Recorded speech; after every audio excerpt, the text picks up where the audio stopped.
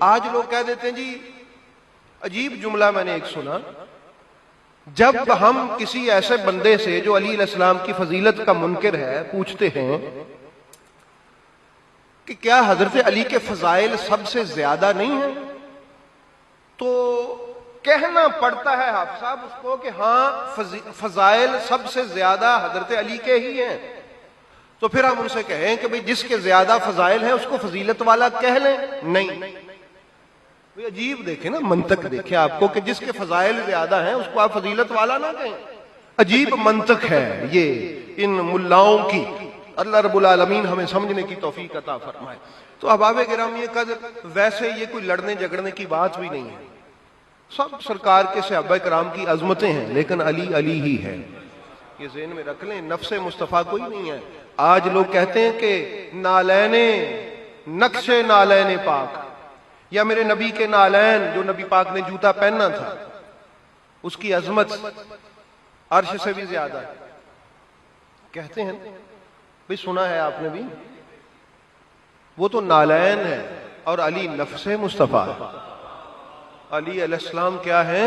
نفس مصطفیٰ ہے، اور ان کو نفس اللہ نے کہا ہے کہ یہ علی نفس مصطفیٰ ہے، کسی اور نے نہیں کہا، اللہ تعالیٰ نے خود کہا ہے یہ علی نفس مصطفیٰ ہے۔ اس کی عظمت کو کون تول سکتا ہے، جن کے بارے میں غزوہ خندق میں میرے نبی نے پھر کہہ دیا، احد میں الگ سے کہا، غزوہ خندق میں الگ سے کہا کہ ضربۃ علی یوم خندق خیر من عبادت الثقلین، ساری کائنات کے جن و انس مل کر عبادت کرتے رہے، عبادت کرتے رہے، عبادت کرتے رہے، اور ان کی عبادت مقبول ہو، ساری دنیا کے جنوں اور انسانوں کی، اور پھر ان کو میزان میں رکھا جائے، سب جنوں اور انسانوں کی عبادت کو صحابہ کرام سمیت، اولیاء سمیت، تابعین سمیت، اتباع التابعین سمیت، قیامت تک کے مسلمانوں سمیت، اور ایک طرف علی علیہ السلام کی اس ضربت کا ثواب رکھا جائے جو علی نے خندق میں اس کافر پر لگائی تھی،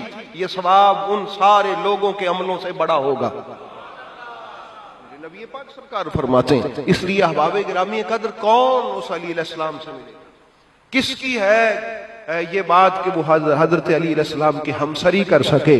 تو اللہ رب العالمین ہمیں سمجھ لینے کی توفیق عطا فرمائے۔ بات شروع ہوئی تھی کہ حضرت علی جب ضرب لگاتے تھے تو تکبیر کہتے تھے، اللہ اکبر، اللہ اکبر، اللہ اکبر۔ علی علیہ السلام کی تلوار چلتی تھی اور وہ تعویل قرآن پہ چلتی تھی۔ کس پر؟ تعویل قرآن پر۔ یہ نبی پاک نے حضرت ابوبکر صدیق اور حضرت عمر فاروق جیسے بڑے صحابہ کو کہا تھا کہ علی طویل قرآن پہ جنگ کرے گا، یہ کرے گا طویل قرآن پہ جنگ، اور انہوں نے خواہش کا اظہار بھی کیا تھا، یا رسول اللہ وہ ہم ہوں گے؟ حضرت ابوبکر صدیق اور حضرت عمر فاروق رضی اللہ تعالیٰ عنہ مانے کہ وہ ہم ہوں گے، آپ نے فرمایا تم نہیں ہوگے، وہ ہوگا، یعنی علی ہوگا۔